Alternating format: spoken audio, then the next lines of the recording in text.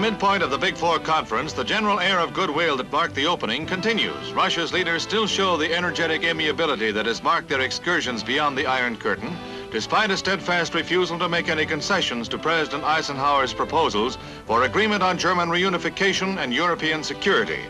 The president, in an effort to break the deadlock, made a precedent-shattering proposal, offering to submit a blueprint of America's entire military establishment to Russia with permission to make authenticating aerial photographs if Russia would do the same.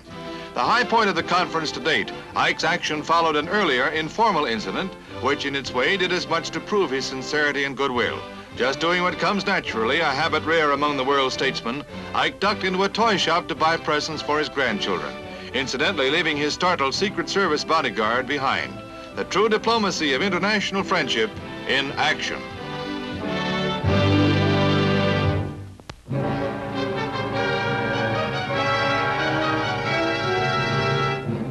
The tide of North African revolt washes over Morocco as rebelling Arabs for a time overrun the city of Casablanca, shortly after the arrival of the new French resident general. In an orgy of destruction, whole sections of the city are set ablaze, completely overwhelming the efforts of firefighters whose only resort is the ancient bucket brigade.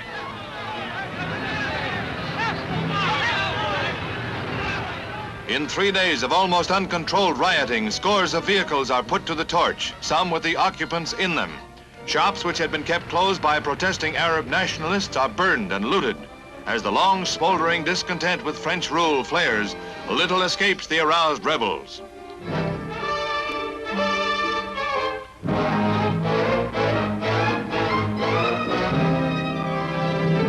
"80 persons die as rebellious Arabs attack Arabs loyal to the French, who declare martial law and rush in troops from France and other colonies to quell the uprising.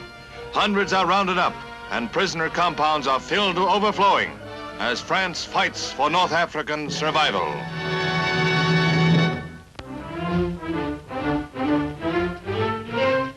Russian agricultural experts visit a typical Iowa farm, continuing their study tour of America's corn and hog belt. They're greeted cordially, the common interests of farmers everywhere overcoming barriers of strangeness. With their constant following of over 100 newsmen, a dozen visitors inspect the farm. Russia, faced with a sagging food supply, plans to develop corn and hog farming patterned on America's Midwest. A dozen Americans are now in Russia on a similar goodwill visit. Both groups are learning that farmers may speak different languages, but on either side of the Iron Curtain, pigs is pigs.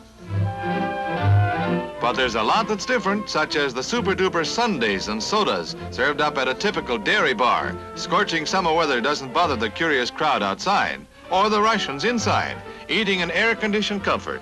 Russia was never like this, tovarich. Moscow skies are filled with the first public display of Russia's newest combat aircraft, startling Western observers with their quantity and quality. The Reds' big surprise was the Bison, their first intercontinental jet bomber, judged the equal of America's best. It's believed in full production, as are the smaller multi-jet attack bombers rated on a par with our first-line Stratojet bombers. New combat helicopters appeared in large numbers, further evidence that Russia's engineering skill and production ability may have been seriously underrated.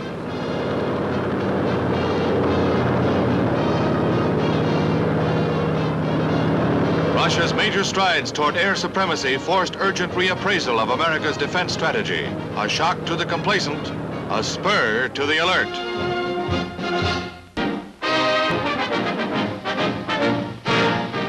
The 9th day of the Tour de France world-famous bike race brings the greatest challenge yet, the lofty hills of the Maritime Alps.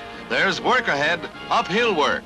The field has narrowed somewhat since the race began at Paris, and by tonight it'll have narrowed down some more. This is the acid test of stamina and endurance.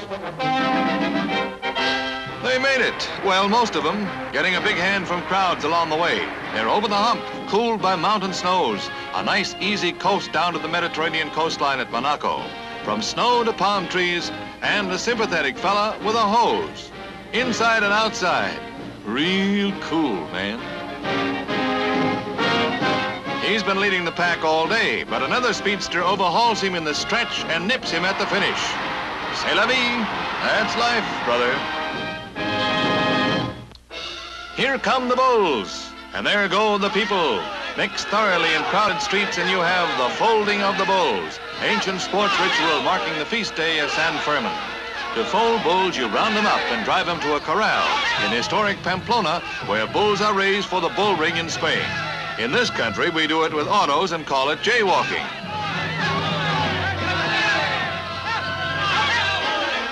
Somebody is bound to get hurt.